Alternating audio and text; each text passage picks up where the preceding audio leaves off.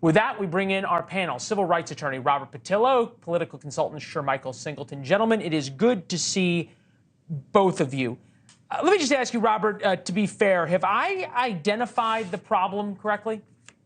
I don't think so, Leland. And as a resident person from a small town, I'm from Waverly Hall, Georgia. I grew up in a double-wide trailer on a pig farm. If that doesn't qualify for small town America enough, I don't know what will. But I think that if you read that Atlantic article, they make it very clear that the bigger issue than this culture war between the big city elites and the small town Americans is the real economic war that is going on in small town and rural America right now. We're seeing massive population declines from small towns and fleeing to big cities. You're seeing young people leaving in record numbers. We're seeing manufacturing and other agricultural jobs leaving those areas. So as opposed to being worried about Bud Light or anything else, I think we need to have real policies put in place that can help revitalize rural communities, because we're seeing large portions of America become depopulated and then the inner cities becoming more and more crowded, which is leading to these overcrowding issues, the homelessness issues, the criminal issues. That's what we need to address more so than who's drinking Bud Light.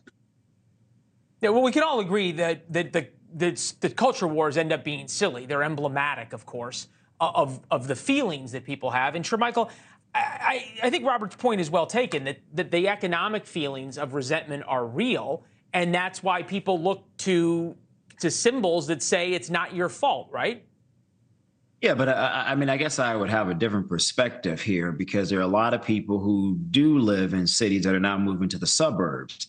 And they're moving to the suburbs, Leland, whether they're Black, white, Hispanic, whatever the case may be, because it's safer. The schools are better, even if they have to drive into the city for work, because they look at examples like what you showcased in New York City, where you have hundreds of young people attacking the police, breaking property. Where are the parents, presumably working hard?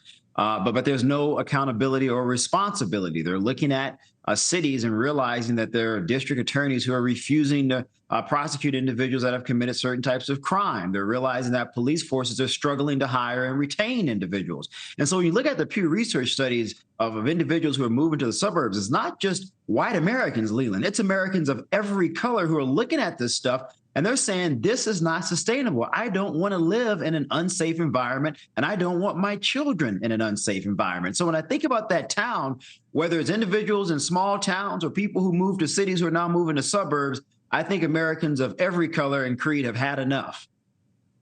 Yeah, and the polling bears that out. And Robert, you talk about the economic parts of this. Lots of new polling shows that both working class African Americans and working class Latinos are abandoning the Democratic Party over culture issues. And they feel the culture issues and the economic issues are driving them away, not towards the progressive policies. Why is that? Well, I think we've had a conservative media for the last several years that has really been pushing these culture war issues more so than policy issues. And when you say fleeing the Democratic Party, I think going from 90% to 89.8% is not exactly fleeing. Come on, Robert, when it comes to many of these jurisdictions. Come on. It's always come on. Don't blame the media here, okay? Really, the media follows what people are interested in. The culture, you're saying that the media created the culture war. No, the culture war is because people feel a certain way. They're tired of being called racist and bigoted.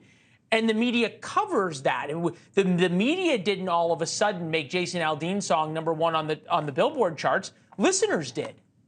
Look, Leland, how many people do you think who are upset about Bud Light having a transgender person talking about beer actually know a transgender person to actually be angry about it? They see these things in conservative media, which tells them that this is the new enemy. This is the point that I'm trying to make, that I wish the media spent more time talking about many of the economic issues that are affecting communities, about creating jobs, about creating opportunities, about bringing back manufacturing, about fixing our broken education system, about providing universal health care. If they talked too much about that as they talked about transgenders drinking beer, they would see very different polling. This is the new sensationalism that Republicans create because they don't want to talk about the actual economic policies that they are putting forward. And this is why the entire Republican primary has devolved into basically a podcast on Twitter instead of talking about actual issues. What is Tim Scott's plan to deal with Social Security? What is Nikki Haley's plan to deal with the infant mortality in America? We hear more about these cultural issues on the right than anything policy-based.